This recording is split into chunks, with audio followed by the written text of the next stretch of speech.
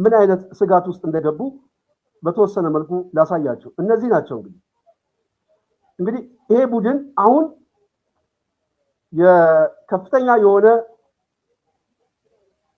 ጭንቀት ውስጥ እንደገባ የምታዩት ነው።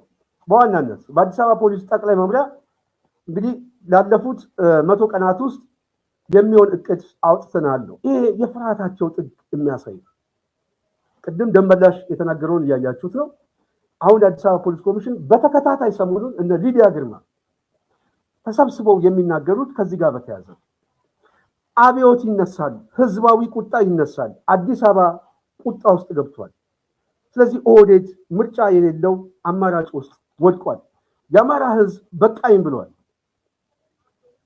ስለዚህ አዲስ አበባ መደገፍ ያስፈልጋል። የአዲስ አበባን ትግል መደገፍ ያስፈልጋል። ለዚህም በጽናት ሚዲያ በኩል ለአዲስ አበባ ትግል ላይ ምናልባትም እኛ ከምንናገረው በላይ አደባባይ ላይ ነገ ጠዋት የሚታይ ስራቸውን ለሚያሳዩ ሰዎች፣ ለሚዲያ አካሎች፣ ለአክቲቪስቶች፣ ለህግ ሙያተኞች፣ ለሲቪክ አሶሲዬሽን፣ ለተለያዩ ተቋማት አገር በቀልም ዓለም አቀፍ ተቋማት፣ የሰብአዊ መብት ተቋማት በሙሉ ከአዲስ አበባ ትግል ጎን መቆም ጊዜው አሁን ነው። ይሄ አጀንዳ የአገሪቷ እጣ ፈንታ የሚበየንበት አጀንዳ ነው። ከዚህ አጀንዳ በላይ የህልውና አደጋ አጀንዳ የሆነ ይሄ። ስለዚህ ኦህዴድ የያዘውን አጀንዳ ማናስጠል ከሆነ ለአንዴና ለመጨረሻ ጊዜ በኢትዮጵያ ፖለቲካ ላይ ክሽፈት የሚገጥመው ይሄ ለውጥ ፈልጎ የሚታገለው። ስለዚህ ይሄንን ማሳሰቢያ የምንናገረው ዝም ብለን ለሚዲያ ጮት ብቻ ሳይሆን መሬት ላይ የሚታይ ድንጋጤውን በማስረጃ እያመጣንላቸው ተጨንቆ ነው ያለው፣ ደንግጠው ነው ያለው። ከፍተኛ አጣብቂኝ ውስጥ ገብተናል ብለው እየገመገሙ የራሳቸውን መዋቅር እንኳን ማመን አልቻሉም። ትናንት አማራ ክልል ላይ የነበረው ሰላማዊ ሰልፍ ዛሬ መባያ ሆኗል። ይሄንን ያደራጀው ከፋኖ ጋር የቆመው የለውጥ ኃይል ነው። መተማመን ውስጥ እንዳይገቡ ሆኗል። ህዝቡ ሰላማዊ ሰልፍ ብቻ አይደለም የወጣው፣ መፈክር ብቻ ይዞ አይደለም የወጣው፣ ለውጥ ነው ያመጣው። በሰላማዊ ሰልፍ አገዛዙ ለውጦታል፣ ብያኔ ሰጥቷል።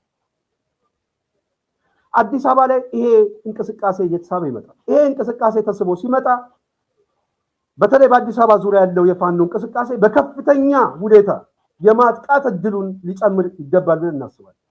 ምክንያቱም በአዲስ አበባ ዙሪያ ያለው ኃይል ነው ይሄንን የመሀል ሀገሩን ህዝብ ሊያድነው የሚችል ፈጣን የሆነ ደጀን እንዳለው ህዝቡ ስለሚተማመን።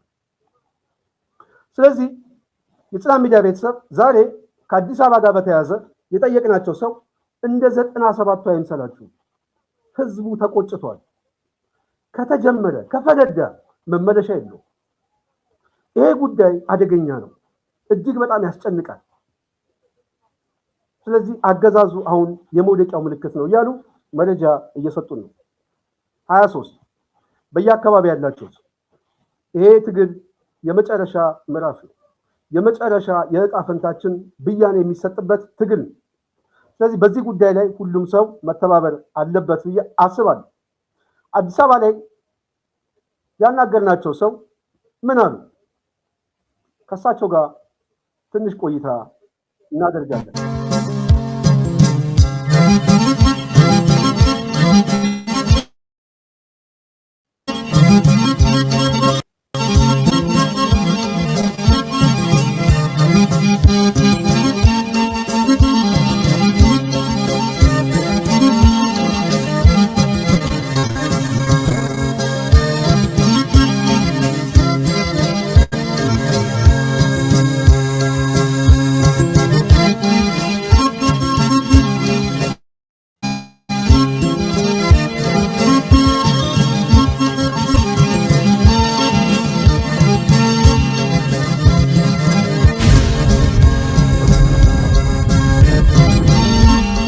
ሰላም ጤና ይስጥልኝ አድማጭ ተመልካቾቻችን፣ የጽናት ሚዲያ ቤተሰቦች እንግዲህ ዛሬ ወደ አዲስ አበባ አምርተናል። አሁንም አዲስ አበባ የተለያዩ እንግዶችን እየጠየቅን ነው። በአዲስ አበባ ጉዳይ ከፍተኛ ውጥረት ነግሷል።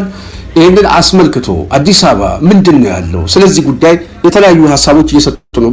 ጽናት ሚዲያ ላይክ፣ ሼር፣ ሰብስክራይብ በማድረግ ይሄንን ፕሮግራማችን ለህዝቡ እንዲደርስ ለከተማው ህዝብ እንዲደርስ የበኩላችሁ ሚና ተወጡ። ጽናትን ደግፉ። ጽናትንም እየደገፋችሁ ፕሮግራማችን እያዳመጣችሁ ሼር፣ ላይክ፣ ሰብስክራይብ ማድረጋችሁ እንዳትረሱ በታላቅ አክብሮት እንጠይቃለን። እንግዲህ በአዲስ አበባ ከተማ ላይ የተለያዩ አዋጆች ወጥቷል። እንግዲህ ጨፌ ላይ ሲቀነቀን የነበረው አዋጅ እየተገለባበጠ የአዲስ አበባ ጠቅላይነትን በይፋ አጽድቋል። ለዚህም የኦሮሚያ ልዩ ኃይልና መደበኛ ፖሊስ አስመልክቶ እንደዚሁ በፍርድ ቤት በኦሮሚያ ፍርድ ቤት ላይ የመዳኘት ነፃነት የሚያጎናጽፈውን አዲስ ረቂቅ አዋጅ አጽድቀዋል። በዚህ ጉዳይ ላይ ከተማው ላይ በጣም በከፍተኛ ውጥረት እንዳለ እየተሰማ ነው። ምንድነው ያለው ሁኔታ?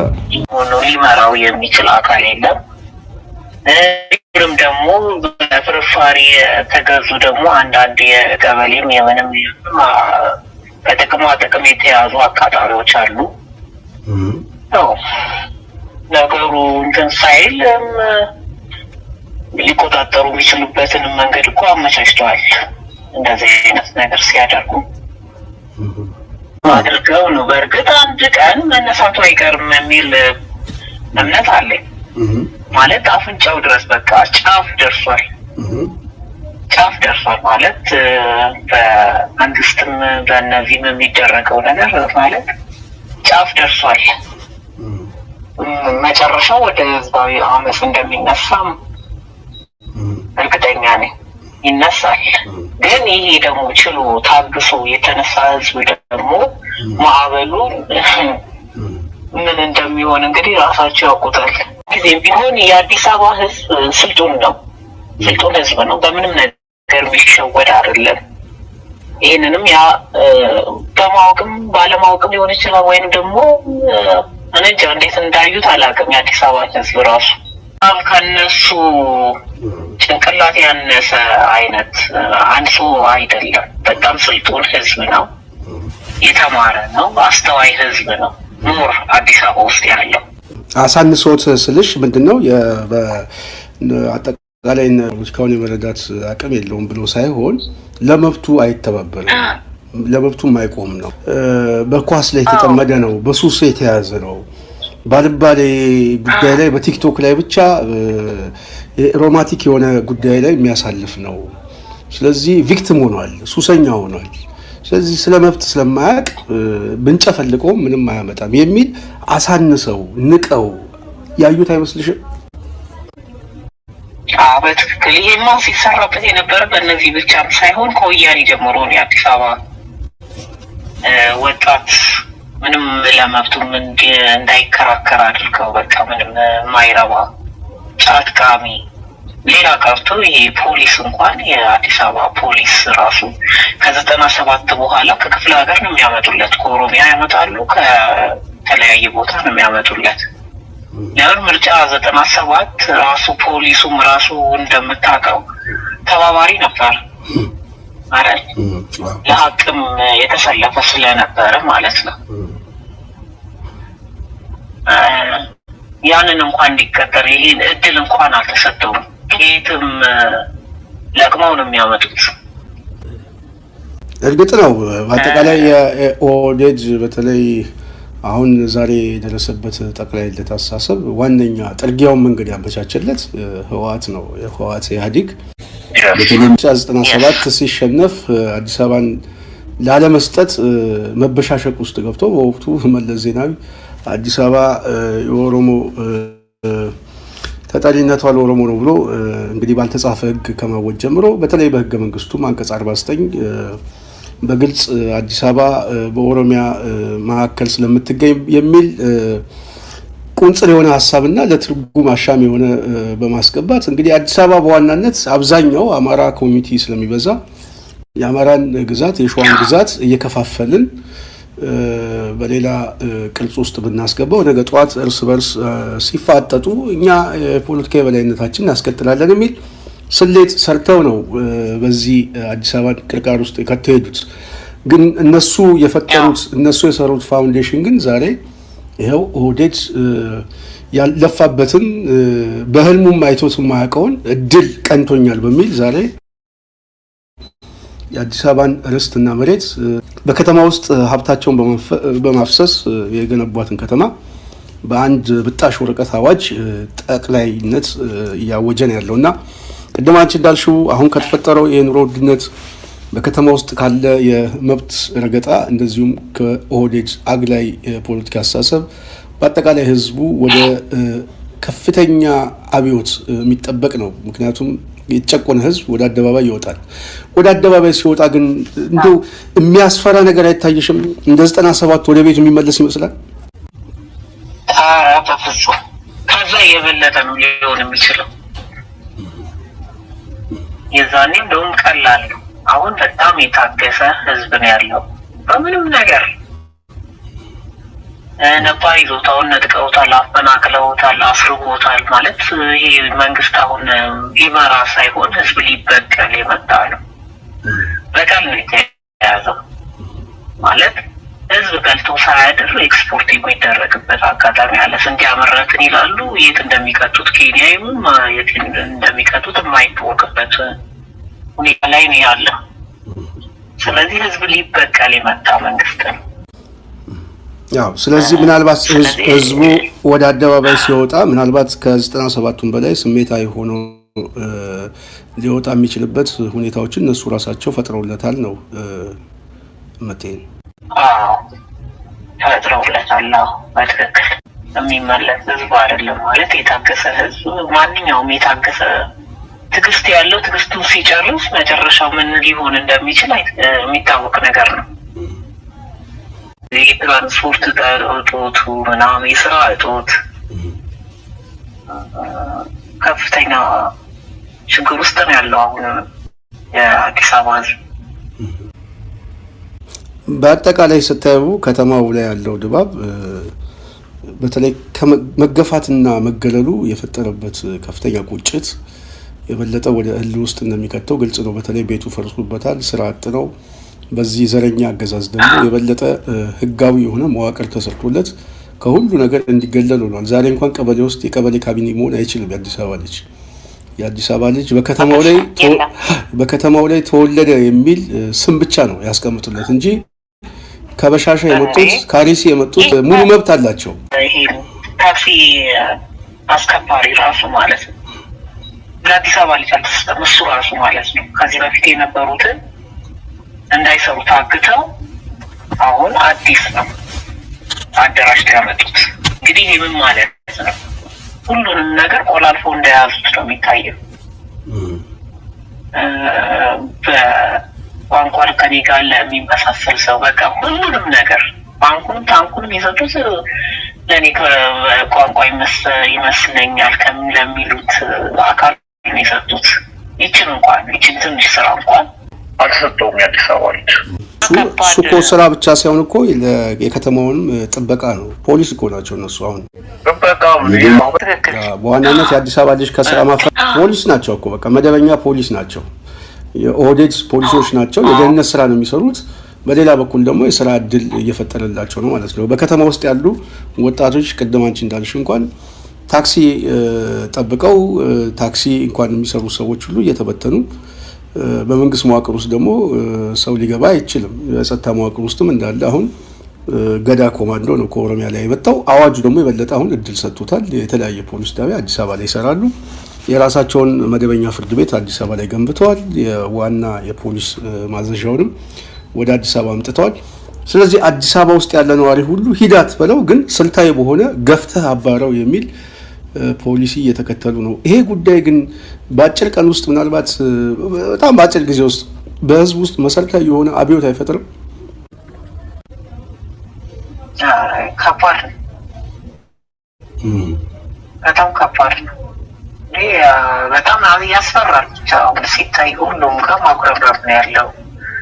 ሁሉም ብሶት ነው ያለበት። ማንም እንትን የሚለው ሰው የለም፣ የሚደግፈው ሰውም የለም። ብሶት ነው ሁሉም እያንጸባረቀ ያለው። ብሶቱ ምንድነው ማለት? አለመደራጀቱ የእሱ ጥፋት ነው ወይንስ የሚያስተባብር መሪ ያጣው የሚል ነው? ያስተባብር መሪ ያጣል። በጥቅማ ጥቅም የተያዘም ጉዳማ ካድሬ አለ በየቀበሌው በየምናምኑ ኢንፎርም ያደርጋል። አሁን ለምሳሌ ምንድነው ዘብ የሚባሉ ነገሮች አሉ። ከየሰፈሩ የተውጣጡ እነሱ ምንድን ነው ሰርተው የሚበሉት? እንደዚህ አይነት ኢንፎርማል እንደ ምንድን ነው የምንዘብ የሰላም ዘብ የሰላም እነሱ አሁን አሉ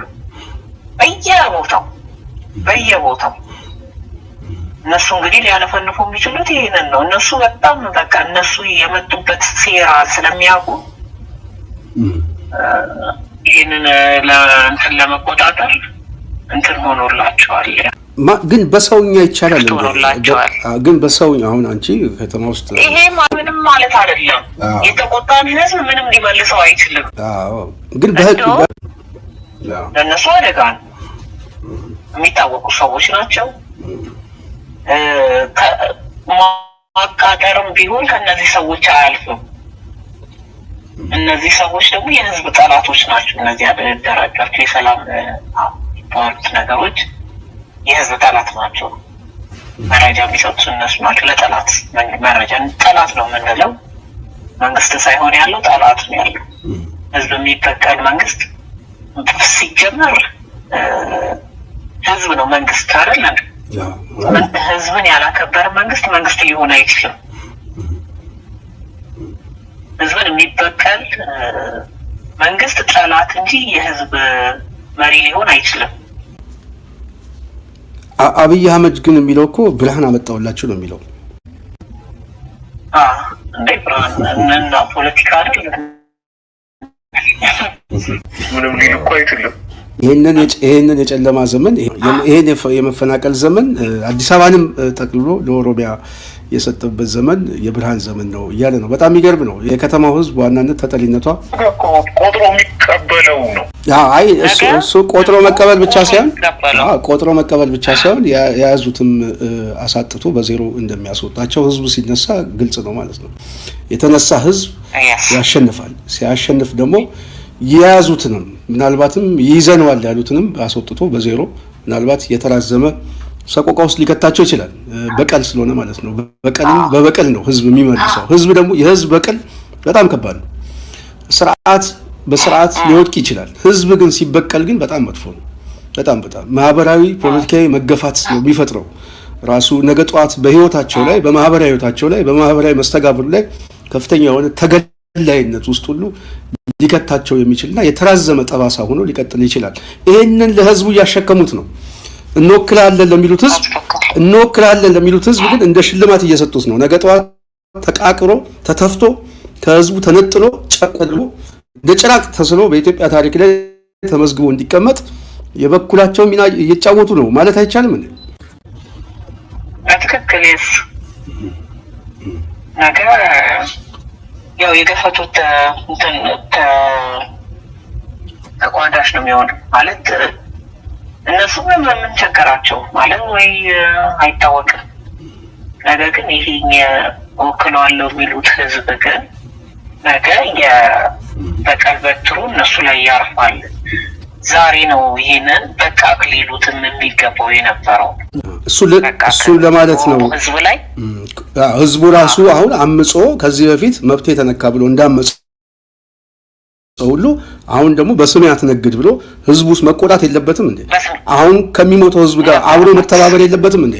ነገ ጠዋት በመስዋዕትነት ይሄ ስርዓት ይሸነፋል። ሲሸነፍ እና የት ነበርክ ተብሎ ሲጠየቅ ምን ሊመልስ ነው? በጣም አስቸጋሪ ነገር እያዋለደ ይመስለኛልና ህዝቡ መቆጣት አለበት፣ መነሳት አለበት። በስማችን አትነግድ፣ እኛ ከሌላው ህዝብ የተለየ መብት የለንም፣ የተለየ ያነሰ መብት የለንም፣ በእኩልነት አብረን የምንኖርበት ሀገር እንፍጠር ብሎ መጠየቅ ዛሬ ካልቻለ ነገ ጠዋት በትግራይ ህዝብ ላይ የደረሰው ከጦርነቱ ጋር በተያያዘ የሚታወቅ ነው። ነገ አሸናፊው ኃይል ደግሞ ሲመጣ የበቀል ጦርነት ሊጀምር ይችላል። በዛን ሰዓት እንደ ህዝብ ዋጋ ሊከፍል ይችላል።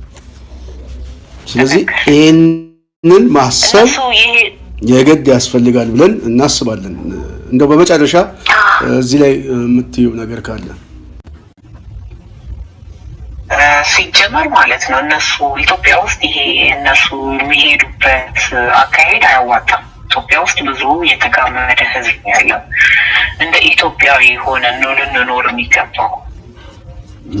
የአንድ ብሔር የበላይነት ኢትዮጵያ ውስጥ የትም አያስኬድም፣ አያዋጣችሁም። አሁን የሚሄዱበት የዘረኝነት አካሄድ አያዋጣቸውም። ብዙ የተጋመደ ህዝብ ነው ተዋልዶ እስካሁን የታየ ተቃውሞ የለም። እስካሁን ይሄ ሁሉ በሚሊዮንስ የሚቆጠር በኢትዮጵያ ታሪክ ውስጥ እስካሁን ተመዝግቦ ካሉ ታሪኮች በሙሉ እዚህ አብይ አገዛዝ በተለይ ኦሮሞን እወክላለሁ ብሎ ቤተመንግስት የገባ ቡድን የመጀመሪያው ምዕራፍ ነው የወሰደው። ሚሊዮንስ በ8 ዓመታት የፈጀበት ጦርነት ተደርጓል። እስካሁን ድረስ ጦርነት እየተደረገ ነው። አዲስ አበባ ዙሪያም ጦርነት ላይ ነው ያለው።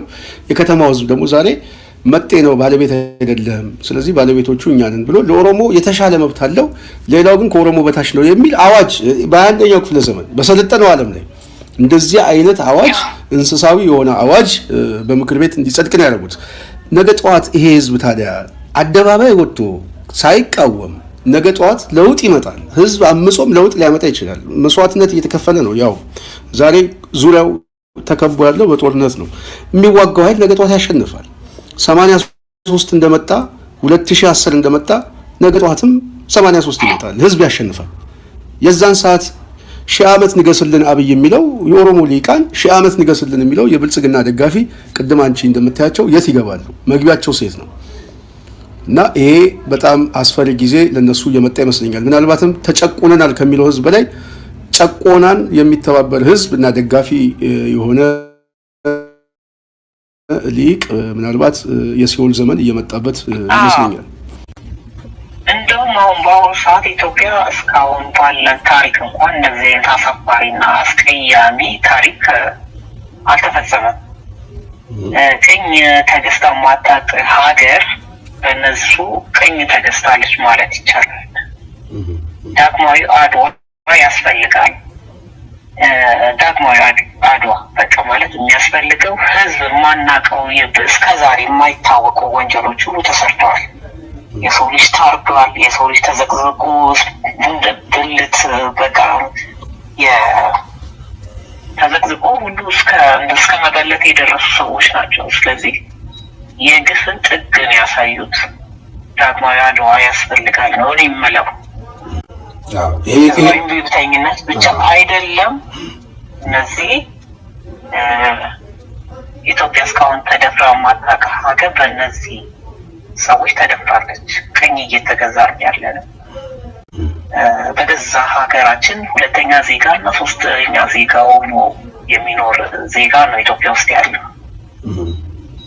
ስለዚህ በአደባባይ ፍርዳቸውን ሊቀበሉ ግድ ይላቸዋል ማለት ነው። በጣም ደስ ይላል። እንግዲህ ጥሩ ነው።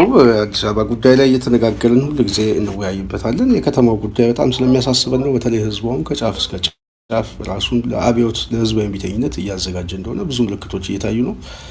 እንደው ትንሽም ሀሳብ ስለተሰጠሽን እናመሰግናለን። እሺ፣ አመሰግናለሁ። እሺ፣ እሺ።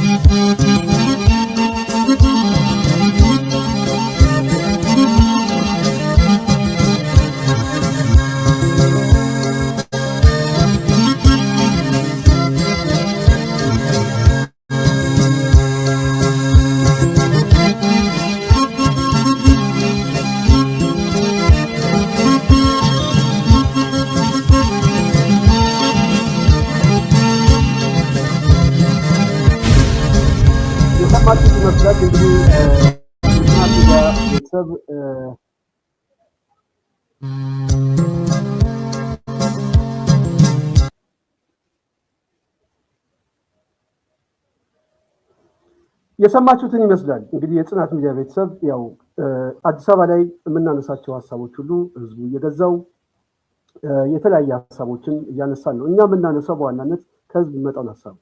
ስለዚህ ከፍተኛ ድባብ አለ፣ ከፍተኛ ጭንቀት አለ። ይሄ ጉዳይ መልኩ ተቀይሮ ምናልባት ያልታሰቡ አደጋዎች ከመምጣታቸው በፊት ህዝቡ በየአካባቢው ነቅቶ መደራጀት አለበት። ኦህዴድ የመጨረሻ አጥፍቶ ጠፊ የሆነ አዋጅ እንዳጸደቀ ከግምት ማስገባት ያስፈልጋል። በተደጋጋሚ ጊዜ ስንጮህበት የነበረው ጥያቄ አሁን በአደባባይ ወጥቷል። ስለዚህ መደራጀት የግድ ያስፈልጋል ብለን ተስፋ እናደርጋለን። በተረፈ የጽናት ሚዲያ ቤተሰብ በዋናነት በተለይ የአዲስ አበባ ጉዳይ እንዲሁ በቀላሉ የምናየው ጉዳይ አይደለም።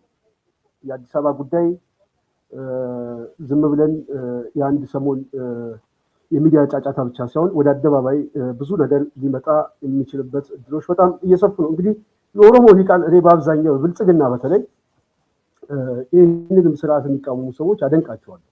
ግን ብልጽግና ኦህዴድ ይህንን ስንቃወማቸው የኦሮሞ ፎቢያ ይሉናል። ምናልባት ይሄ የሚያስቀና ነገር አለው ወይስ ምንድን ነው? እንደዚህ አይነት ጨፍላቂ የሆነ አዋጅ እና አዲስ አበባን ያለፋበትን በህልሙ ያየውን ከተማ እንግዲህ የጉለሌ የተለያየ ስም በመስጠት የቱፋ መና የጉለሌ የሚል የገዳ ስርዓትን እየጠቀሰ አብይ አህመድ እንግዲህ ከ8 ዓመት በኋላ በተለይ በገዳ ስርዓት ውስጥ የተስፋፊነት ታሪኮች አሉ። እንደዚህ አይነት ታሪኮች አሉ እና አብይ ባህለ ሲመቱን አስመልክቶ በ8 ዓመቱ ያንን የገዳ ስርዓት የተስፋፊነት አዋጁን ነው አዲስ አበባን የወሰጧቸው ያሉ ማለት ነው። ግን መጨረሻው ቅድም እንደጠቀስነው ይሄ አደጋ ለህዝቡ አይደለም። በተለይ እኔ በኦሮሞ ሊቃን ውስጥ ያለ ፖለቲካ ይመለከተናል የሚሉ በሙሉ ይሄ ጉዳይ የነሱ አይደለም። ምክንያቱም ይሄ ጉዳይ በቃ ከሌላው ህዝብ ጋር ተቻችለን የማንኖርበት ሁኔታ እየተፈጠረ ነው። አዲስ አበባ እኮ በጣም እኮ ትልቅ ከተማ እኮ በዓለም እኮ 3ኛ የሆነ ካፒታል ሲቲ ከተማ እኮ ዓለም አቀፍ ኮንፈረንስ የሚደረግበት የአፍሪካ ህብረት መቀመጫ የሆነ ከተማ ማን የትኛው ብሔር ነው የኔ ነው ብሎ ሊወስደው የሚችለው ያውም በዚህ ዘመን። ስለዚህ ይሄ ጉዳይ ወደ እርስ በርስ ጦርነት የሚያመጣ ነው። ምናልባትም የተራዘመ ጦርነት በዛ ላይ ደግሞ ከተማውን ሊያፈርስ የሚችል በነገራችን እኔ ሁሌ ነው የምናገረው ኦህዴድ አዲስ አበባን ጠቅልሎ ተረጋግቶ የሚኖርበት 100 ዓመት ስልጣን ላይ ቢቆይ 100 ዓመት አይኖርም። 100 ዓመት ውጊያ ላይ ያለው 100 ዓመት የኦሮሞ ህዝብ መከራ ውስጥ ነው ያለው። ስለዚህ ይሄንን መገንዘብ ያስፈልጋል። እሱ ብቻ አይደለም። በኢትዮጵያ ፖለቲካ ውስጥ እንደ ህዝብ ማህበረሰቡ ሌላ አመለካከት እያዘ ነው የሚመጣው። እኔ እየሞትኩኝ አማራ ክልል ላይ ትላንት ወጣ ገበሬው ምንድነው ያለው? ማዳበሪያ የለኝም፣ የኔን ጤፍ የኔን ስንዴ እየወሰድክ ነው ዳቦና እንጀራ የምትበላው እና ተቸግረ ያለው ልትተባበረኝ ይገባል እያለ በአንድ በኩል እየሞተ ነው፣ በሌላ በኩል በረሃብ እየሞተ ነው። ስለዚህ ህዝቡ ሰልፍ ሲወጣ የአንዱ ጥያቄ የኔም ጥያቄ ነው የሚል አመለካከት ከሌለ እንደዚህ አይነት ኢንቴንሽን ከሌለ ያንተ ጉዳይ ነው የኔ መንግስት 1000 ዓመት ይንገስ ብለህ ሱሉልታም ኮየፈጨ ምናምን ሰላማዊ ሰልፍ ብትወጣ ነገ ጠዋት ይሄ መንግስት ሲገለበጥ በጣም አደጋ ውስጥ ነው። በጣም አደጋ ውስጥ ነው። በጣም የተራዘመ አደጋ ውስጥ። ስለዚህ እንደ ማህበረሰብ በተለይ የኦሮሞ ሊቃን ያገባናል የሚሉ እኛውንም ደጋግመን እንናገራለን። የአዲስ አበባ ጥያቄ የኦሮሞ የፖለቲካ አስተዳደር የስበት ማዕከል የሚሆንበት እድል ከዜሮ በታች ነው የምንለው።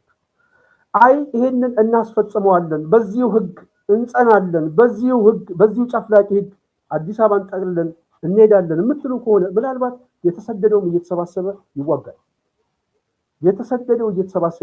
እንኳን ህዝባዊ እንቢተኝነቱን ተውትና ህዝቡ እንደው አልወጣም ወደ ጎዳና አልወጣም እንኳን ቢል ወደ ጎዳና የማይወጣው ህዝብ ወደ ውጊያም ሊገባ ይችላል ቦታ መርጦ።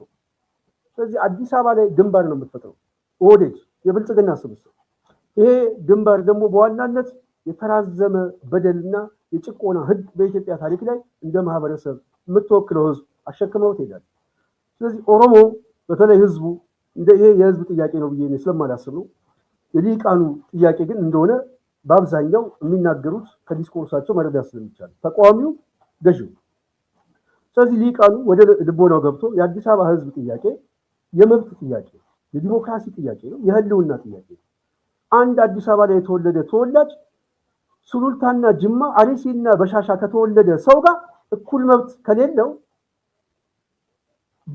በየትኛው መመዘኛ ነው አንተ ቤተ መንግስት ገብተህ የካሳንቺስ ተፈናቃይና መቀኛ? በየትኛው መመዘኛ በየትኛው የሞራል ህግ ነው? በየትኛው የፖለቲካ አሳሰብ ነው ከአርሲ የመጣችው አዳነች ማዘጋጃ ቤት በመሬቱ ጉዳይ ላይ የወሰነች የፒያሳ ልጅ እያለቀሰ የጎዳና ለማኝ ነው? ይሄ ያስኬዳል እንዴ? ይሄ እኮ የሚያጠፋፋ እኮ ነው። ይሄ እኮ የእርስ በርስ ጦርነት እኮ በከተማው ላይ የሚያዋልድ እኮ ነው። ሰልፍን ከተማ እኮ የሚያፈርስ አስተሳሰብ እኮ ነው። ተያይዘን እንለቅ የሚል አስተሳሰብ እኮ ነው። ይሄ እኮ ፖለቲካ አስተሳሰብ እኮ አይደለም። ይሄ እኮ እብድ መሆን ብቻ ነው የሚጠይቀው። እንስሳ መሆን ነው የሚጠይቀው። ይሄ እንስሳ ራሱ ወተት ይሰጣል። እንስሳ ብለን ሁሉንም በእንስሳ ብለን አንጨፈልቀውም እንዴ? በጣም በሰለጠነው ዓለም እኮ ውሻ ከሰው ጋር ይኖራል። እንዴት ሰው ሆኖ ከሰው ጋር የማይኖርበት ህግ ያጸድቃል? አንተ ባለቤት አይደለም፣ አንተ መጤ ነህ፣ አንተ የኔ ተገልጋይ ነህ የሚል የባርነት ህግ ያጸድቃል። ይሄ አስተሳሰብ ህዝቡ ሊቃወሙ ይገባል፣ ሊፋለሙ ይገባል፣ መስዋዕትነት ሊከፍል ይገባል። ከዛ ውጪ የአዲስ አበባ ህዝብ በተለይ ይሄንን አስተሳሰብ ተቀብለ ቤት የምትቀመጥ ወንድ በቲክቶክ ላይም ተቀምጠ በፌስቡክ ላይም ተቀምጠ ከዚህ አጀንዳ ውጪ እርባና ቢስ በሆነ የዕለት ተዕለት ወሬ ላይ የተጠመዳችሁ በሙሉ ነገ ጠዋት ምናልባት ለልጆቻችሁ እፈሩ። ነገ ጠዋት ለቤተሰቦቻችሁ ለምትፈጥሩት ቤተሰብ በጣም እውነት እንደዚህ አይነት አባት ነው ወይ እንደዚህ አይነት እናት ነሽ ወይ የሚል በጣም ይሄ ከታሪክም ተፍቆ መጣል ያለበት አስተሳሰብ። ስለዚህ ይሄ ትውልድ እዳ አለበት። ይሄ ትውልድ የልጆቹ የቤተሰቦቹ የነገ ጠዋት ታሪክ ብያዴው ላይ እዳ አለበት። እዳውን ማህተብ ሊያረጋግጥ የሚችለው በትግል ነው። በ2 ዓመት የጎማ ማቃጠል ትግል ነው። ያው መስዋዕትነት ሊባል ዛሬ ሚሊየንስ ህዝብ ረግፏል። በ8 ዓመት ውስጥ ኦህዴድ ወደ ስልጣን ሲመጣ ባለፉት 2 ዓመታት ከ98 ከ2008 እስከ 10 ባለችው 2 ዓመት ላይ ሚኒመም 5000 ሰው አልሞተም። 5000 ነው የሚነግራቸው። አብይ አህመድ ወደ ስልጣን ከመጣ በኋላ ባለፉት 8 ዓመታት ሚሊየንስ ረግፏል። ይሄ ድምፁ የጠፋውን ተውት ያልተቆጠረ እና ይህንንም ህዝብ እየጨፈጨፉ ታግለን ያመጣ ነው ይላሉ፣ ይመጻደቃሉ። በትግል ያመጣ ነው ጎማ አቃጥሎ ያመጣው ያውም እዛ ኩዴታ አድርጎ ራሱ ኢህአዲግ ቤት ውስጥ የነበረ ደህንነት ኢህአዲግ ቤት ውስጥ የነበረ የምክር ቤት አባል እዛው ኢህአዲግ ኮስት ቀይሮ ወደ ምክር ቤት ገብቶ የለውጥ አርበኛ ሆኖ ይታያል። በጣም እኮ የሚያሳፍር ይሄ የለውጥ አርበኛ ደግሞ የብርሃን ለውጥ አመጣውላችሁ አብይ አህመድ ሰሞኑን ያለው ይሄ ታይቶ የማይታወቅ ለውጥ ይላል። ተቋሚም ይመጣል። በጣም የሚገርም እኮ ነው። ተቋሚ ነኝ ይላል። ነጋዴ የሆነ ተቋሚ አለ። እነዛ ሰዎችም በተመሳሳይ ለውጥ መጣ ብለው የቤተ መንግስት ምንጣፍ ጎታች የሆኑ ሰዎችን እየታዘበ ነው። በጣም አደገኛ ሁኔታ ውስጥ ስለገባን የጽናት ሚዲያ ቤተሰቦች በተለይ አዲስ አበባ ህዝብ የታሪክ ተወቃሽ መሆን እዚህ ጋር ሊበቃ ይገባል። እያንዳንዳችን የልጅነት እድሜያችንን በትግል አሳልፈን ምናልባት ጥቂቶች ብዙሃኑ እዚህ ሂደት ውስጥ አላለፈም። ይህንን በማለፋችን እኔ በግል አይቆጨኝም። አብዛኛውን የወጣትነት የልጅነት እድሜ በትግል ያሳልፋል። ሚኒመም 30 ዓመት ቀላል አይደለም፣ ግን አልተሳካልንም። ቢሳካልን እኛ ኦሮሞን ለመጨቆን አይደለም፣ ቢሳካልን ትግሬውን ለመጨቆን አይደለም፣ ቢሳካልን ደቡቡን ጉራጌውን ለመጨቆንም አይደለም። ቢሳካልን ሁሉም እፎይ ብሎ የሚኖርበት ሀገር ተፈጥራ ብናይ ደስ ይላል። በቃ ሌላው ይቅርብን። ህዝቡ ተረጋግቶ ወጥቶ ልጆቹን የሚያሳድግበት ሀገር ብናይ እኔ ግባችንን መተናል ብዬ ነው የማስበው። ግን እድል የሚቀናቸው ግን ጨፍጫፊዎች ናቸው። እድል የሚቀናቸው አፈናቃዮች ናቸው። እድል የሚቀናቸው አሁንም እነዚህ ለእውነት ከሚታገሉ ይልቅ ሐሰተኛ መሲዎች ናቸው። ሐሰተኛ አስመሳይ ካዲዎች ናቸው። እነዚህ ካዲዎች ባለፉት 8 ዓመታት ህዝቡንም እየገደሉ አሁንም እሱን አትናገሩብን ገና 1000 ዓመት ይገዛል የሚል እኔ የአዲስ አበባ ነዋሪ ሳይ ደም ይፈል። አንዳንድ አማራ ነኝ የሚል የብአዴን ተሸካሚ ቫይረስ ያለበት እንደዚህ አይነት አመለካከት ይዞ አሁንም ከዚህ ከኦህዴድ ጋር ኦህዴድ የሚደግፍ አማራ ሳይ አንዳንድ ጊዜ የድንጋይ ዘመን ላይ እንዳለን ይገባል። ስለዚህ የጽናት ሚዲያ ቤተሰብ በተለይ አዲስ አበባ የአዲስ አበባ ህዝብ በቃ ማለት ያስፈልገናል። በቃ የምንልበት ክንዳችንን በአደባባይ ልናመጣው ከጫፍ ላይ ደርሰን በማንኛውም መመዘኛ በየትኛውም ሁኔታ 23 የሚጠራውን የትግል መሳሪያ የህዝባዊ እምቢተኝነት ቁጣ ልትቀበል ልታስተጋባ ልትደግፈን ይገባል። ይሄ ጥያቄ የኛ ጥያቄ አይደለም። ይሄ ጥያቄ የሀገር ጥያቄ ነው። ይሄ ጥያቄ የልጆች ጥያቄ ነው። የቤተሰቦች ጥያቄ ነው። ያንተ የህልውና ጥያቄ ነው። ስለዚህ የከተማውን ባለቤትነት ጥያቄ መልስ ስናገኝ ደግሞ የኢትዮጵያ ጥያቄ አብሮ ነው መልስ የሚመጣው። አዲስ አበባን ብቻ አይደለም ነፃ እናወጣው የምንለው የአዲስ አበባ ጥያቄ ራሱ የሀገር አቀፍ መልስ ብያኔ ስለሚያስፈልገው በተዘዋዋሪ ስርዓቱን ይበትነዋል፣ ያፈርሰዋል። ስለዚህ ስርዓቱን የሚያፈርስበት መሳሪያ ነው የአዲስ አበባ ጥያቄ። ስለዚህ በየትኛውም አካባቢ ላይ ለሚኖረው ህዝባዊ ቁጣ ህዝባዊ ትዕይንት ከጎኑ ልትሰለፍ ይገባል። የተለያዩ ትዕዛዛት የተለያዩ መመሪያዎች የ23 የሶሻል ሚዲያ የፌስቡክ አካውንት ተከፍቷል። እዛ ላይ የተለያዩ ትዕዛዛት የተለያዩ መመሪያዎች ይተላለፋል። መሬት ላይ በጣም በርካታ የሆነ ስብስብ እየተፈጠረ ነው። ይሄ ለውጥ የሚያመጣ ኃይል ወደ ፍልሚያ ውስጥ ወደ እምቢተኝነት ውስጥ እየገባ ነው፣ ጫፍ ላይ ነው። ስለዚህ በጣም ባጠረ ጊዜ ውስጥ ምናልባትም ከአብይ የምርጫ ድግስ ከሚለው ሁኔታ ቀድሞ ያልታሰቡ ምናልባትም ተገማች ከመሆናቸው በላይ የሁኔታውን ግምገማ ለሚሰራ ሰው ደግሞ በጣም አስፈሪ እንደሆነ መሬት ላይ ያሉ ሰዎች ምስክርነት ይሰጣሉ። ስለዚህ እነሱ የሚከፍሉትን መስዋዕትነት እያንዳንዱ ህዝብ ከጎኑ ሊቆም ይገባል፣ ሊፋለም ይገባል። በዚህ ትግል ውስጥ አሸናፊ ደግሞ ይሆናል። የሚታገል ህዝብ ያሸንፋል። የሚያሸንፍ ህዝብ ህግ ያወጣል። ህግ የሚያወጣ ማህበረሰብ ደግሞ ይከበራል። ቢያንስ የጸጥታ መዋቅር አለ፣ ፍርድ ቤት አለ፣ ፖሊስ ጣቢያ አለ። እነሱ ይሄንን ስለያዙ ነው የበለጡን። ሌላ እኮ አይደሉም፣ እንደኛ ሰው ናቸው። ግን ህግ የሚወስኑበትን ስልጣን ያዙ። ስለዚህ ይሄንን ስልጣን እኛ በህዝባዊ እንቢተኝነት ደግሞ ማፍረስ ከቻልን የያዙትን ስልጣን እኛ እንወስንበታለን። የአዲስ አበባ ጉዳይ ብቻ ሳይሆን ኦሮሚያ የሚባለው አስተሳሰብ ራሱ እንበትነዋል። በህግ ይበተናል፣ ሌላውም ይበተናል፣ ኦሮሚያም ይበተናል። ስለዚህ አዲስ አበባን ፈልገው ኦሮሚያንም ሊያጡ ይችላሉ። ነገ ጠዋት እጃቸው ላይ ነበረውንም ያጡታል። እሱ ብቻ አይደለም፣ ተጠያቂነት ይመጣል። ዛሬ ደም አፍሶ ሰው ገድሎ በየአካባቢው ላይ ምናልባት ሱፍና ከረባት አድርጎ ሪባን የሚበጥስ ባለስልጣን ነገ ጠዋት ቃሊቲና ወይን ቤት እነ ክርስቲያን እኮ ገብተውበታል። ዮሐንስ በኋላ እኮ ገብቷል። ዮሐንስ በኋላ እኮ የአማራ ክልል እኮ ምክትል አስተዳደር ነበር። እሱ የታሰረውን እስር ሽመልስ አብዲሳ የማይታሰርበት ምክንያት የለም። ክርስቲያን የታሰረውን እስር አብይ አህመድ የማይታሰርበት ምክንያት የለም። ግን አብዛኛው ይሄንን ስለሚያውቀው አገር ጥሎ ነው የሚወጣው። መሬት ላይ የሚቀረው የብልጽግና ተደማሪ ይሄ 10ም 5ም እየለቀመ የሚኖረው ፌስቡክ ላይ ሺህ ዓመት የሚደስልን ምናምን እያለ ቀንድቡንም ሱፉንም የሚያመሰግነው የብልጽግና ስብስብ ይሄ መንጋ ስብስብ ነገ ጧት ይጎዳል። ምክንያቱም ህዝቡ ያውቀዋል፣ በየአካባቢው ያውቀዋል። የመረጃ ስራ ይሰራል። ማን ከብልጽግና ጋር ቆመ፣ እነማን ናቸው ሲደግፉ የነበረው የሚለው የሚቀጥለው ስርዓት በጣም በቀላሉ በቀበሌ ማጣራት ይቻላል። በቀበሌ በአንድ ቀን ስብሰባ ነው የምላቸው። በየክፍለ ከተማው በሚደረገው ስብሰባ ሰዎችን አስሶ ማግኘት ይቻላል። የገባበት ተገብቶ አይለቀቅም። ፌስቡክ ላይ እየጻፈ የሚደግፈው ከዚህ አገዛዝ ጋር ሊሆን ዋጋም ሊከፍል ይችላል። በተለይ ደግሞ ህዝቡ ሲነሳ ህዝቡ ላይ የሚወሰድ በቀል ደግሞ ካለ ህዝቡም ሪቬንጅ ሊወስድ ይችላል። ህዝብ ሊበቀል ይችላል፣ ይበቀላል። ስለዚህ የህዝብ በቀል ደግሞ በጣም አደገኛ እንደሆነ ሊሰመርበት ይገባል። ስለዚህ አዲስ አበባ ይነሳል። አዲስ አበባ አምጿል። አሁን ድምፁን ያጠፋ አመጽ ነው። ነገ ጠዋት ግን በአደባባይ በተግባር የሚገለጥ አመጽ ወደ አደባባይ ያመጣዋል። ከዚህ አመጽ ጎን የማትሰለፍ ብልጽግና ግን ሂሳብ እንደምታወራርድ ስንናገር ለታሪክ ማስረጃ ያስቀምጣል። ከህዝብ ጋር ትቆማለህ አትቆምም? የማትቆም ከሆነ ዋጋ ትከፍላለህ። ይሄ ነው በቃ አለቀ። ህዝቡ እየተበደለ ነው። ከፍተኛ የሆነ መገፋት አለበት። የህልውና አደጋ ውስጥ ገብቷል። ባትደግፈው እንኳን ዝም በል። አይ ዝም አይደለም ብለህ ከብልጽግና ጋር ተባብረህ ግን ህዝቡን እጨቁናለሁ የምትል ነገም የትም አትሄድም። ዛሬም ህዝቡ በየቤቱ ያውቃል። ምናልባት አካውንት እየቀየረ በሶሻል ሚዲያ በምናምን እሱ ይደረስበታል፣ የጊዜ ጉዳይ ነው። ሌላው ግን የሚታወቀው ግን ህዝቡ እየመዘገበ እየያዘ እንደሆነ ልናስረዳችሁ አይገባም። በአጠቃላይ ይሄ አመለካከት በህዝቡ ውስጥ እንዳለ እየሰማን ስለሆነ ነው።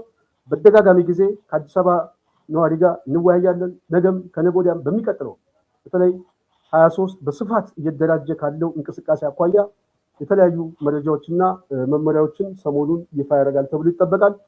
የተለያዩ እንግዶችንም ወደ እናንተ እያመጣን እናወያያለን። በትግላችን በክንዳችን የአዲስ አበባ ህዝብ ጥያቄ የሀገር አቀፍ የህልውናው ጥያቄ መልስ ይሰጥበታል።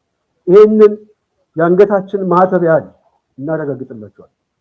ምስክርነት እንሰጣለን። ህዝቡ ተነስቶ ጥያቄውን በክንዱ ይመልሳል፣ ብልጽግናን ይደመስሳል። ስለዚህ ይህንን በማድረግ የአዲስ አበባ ህዝብ ታሪክ እንደሚቀይር በጣም ነው ተስፋ የማደርገው። እሱ ብቻ ሳይሆን የአማራ ህዝብ ዛሬ በቃኝ ብሏል። አዲስ አበባ ዙሪያ ላይ ያለው የፋኖ እንቅስቃሴ ተጠናክሯል።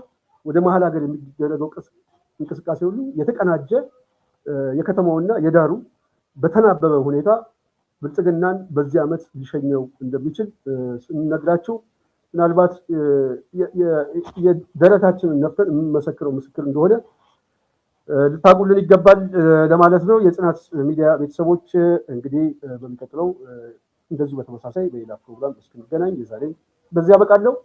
ስለነበረን ቆይታ ከልብ እያመሰገንኩ ጽናትን ደግፉ። ጽናት ሚዲያ የህዝብ ልሳን ነች። ስለዚህ የዩቲዩብ የተቀመጠ አማራጮች አሉ። በእነዚህ አማራጮች ጽናትን ደግፉ። የተለያዩ ሰዎች ድጋፍ የምታደርጉ ሰዎች እንደዚሁ እየተመለከትን ነው። ከልብ እናመሰግናለን። በተለይ ጽናትን ሁልጊዜም የሚደግፉ ለጽናት ሀሳብ አስተያየታቸውን የሚሰጡ ድጋፍ በገንዘብ ብቻ ነው፣ በሀሳብ በመረጃ በብዙ ነገር ጽናትን መደገፍ ይቻላል። ስለዚህ ይሄን አድርጉ ነው የምንለው። እየታገልን ያለነው የህልውና ትግል ነው። ይሄ ትግላችን ነገ ጠዋት ተቋጭቶ በሰላም ሀገራችን ገብተን የምንኖርበት ሁኔታ እንደሚፈጠር ተስፋ አደርጋለሁ። ፈጣሪም ከጎናችን ይቆማል ብዬ አምናለሁ። የጽናት ሚዲያ ቤተሰቦች በሚቀጥለው በሌላ ዝግጅት በሌላ እንግዳ እስከምንገናኝ እኔ ከዚሁ እሰናበታለሁ። ሰላም።